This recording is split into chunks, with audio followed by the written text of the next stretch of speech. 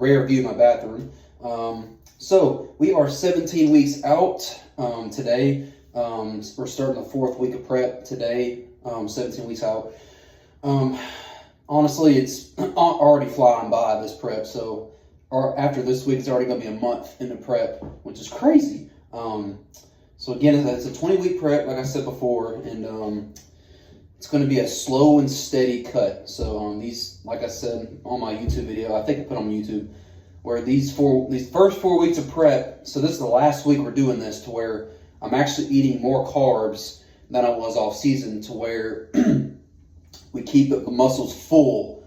I mean, obviously they're pretty full right now. So, because the thing is, if I just started dieting really hard from the get-go, the start of prep 4 weeks ago, I would have already lost a little size. So it's really important that you start your prep at a higher calorie intake than you would just keep dieting. Because it's better to do that, because that way you set yourself up in prep. I mean, because if you just diet yourself down from the very start, where are you going to cut to? It's a 20-week prep. Like, what are you going to cut from? So you have to really keep those calories high and those carbs higher, so that way you can easily cut every week.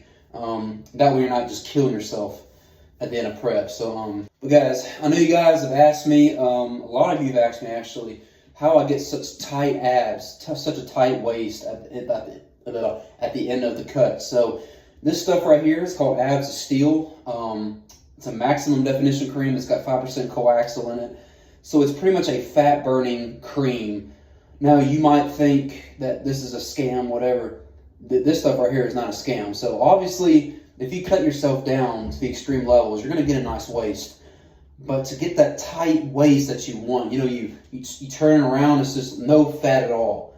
This stuff right here is going to get rid of that stubborn fat. Now, I'm not taking this right now.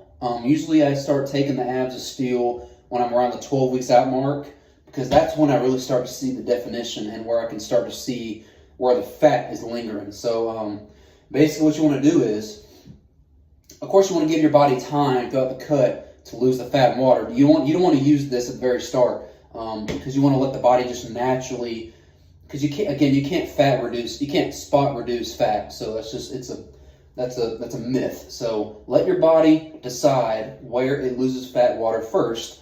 And as the months go on, about 12 to 10 weeks out, start to use this around your waistline. Now, the best time to use it is before your cardio. So I wouldn't do it during your training, because it kind of distracts me, because it's honestly like a sauna session when you put this thing on your waist, because it gives you a little tingle. It tingles a little bit when you put it on. So you want to, look at this. I don't want to waste it right now, but you just take a little drop, literally like a teaspoon, put on your finger, and just, again, this is right before your cardio session. So put on, just probably 4 little P's. So 1, 2, 3, then your lower back, because your lower back is part of your abs, if you didn't know. So you want to make sure you put then just rub it in, just a little on each spot, rub it in, and then after you do that, let it sit for a minute, and then put the waist trainer on. Put on the waist trainer. You can get away with not doing cardio without a waist trainer, but this stuff will work best if you put a waist trainer around your waist with this underneath, to create that burning sensation, which you want, because it makes you sweat too. This stuff makes you sweat around your waist. And every time I wear this after my cardio session, my abs look better right after, because it's losing fat and water every time you do it. So again, it's a very small amount lost, but it's better than nothing, right? So again, this stuff is incredible, especially when I'm getting close to showtime. Now, when I'm about 4 weeks out, usually about the 4 weeks out mark, when I'm really starting to lose, like, almost fatless, I'll put this on before bed. And I put my waist trainer on before bed. And I wear my waist trainer throughout the day. Again, I would not recommend that if you're off season or just starting your cut like me now. But when I'm 4 weeks out, I definitely wear this all day long. So that way my body's a furnace. And again, guys, this is one of the many things where it helps me develop nice waist. Obviously, abs are genetic. If you have them, congrats, work on them. But if you're abs like me, my abs are probably my best body part, guys. They really are. And so for me, I don't have to train them as often as other muscle groups. if you have amazing abs, don't work them. Don't work them until you're cutting down. Like, even for me right now, I'm only hitting abs once a week. But once I get really close to stepping on stage, about the 8 weeks out mark, it's going to be abs almost every 2-3 days. And then once I'm like 2 weeks out, it's every day. Because the thing is with abs, you don't want a bigger waist training your abs. So that's why I wouldn't even touch them off season. I mean, you're gonna get your abs hit during squats, bench press, all the stability stuff. So your abs are going to be worked no matter what. But if you don't have the abs that you want, they're not big enough that you want, they're not as thick as you want, shit, train them. Do whatever you want to do.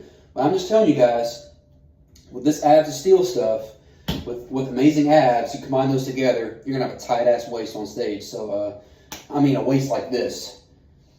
That's this right here. So, and it's also hard ass work right there too. But all right, guys, I keep saying 13. We are 17 weeks out from stage.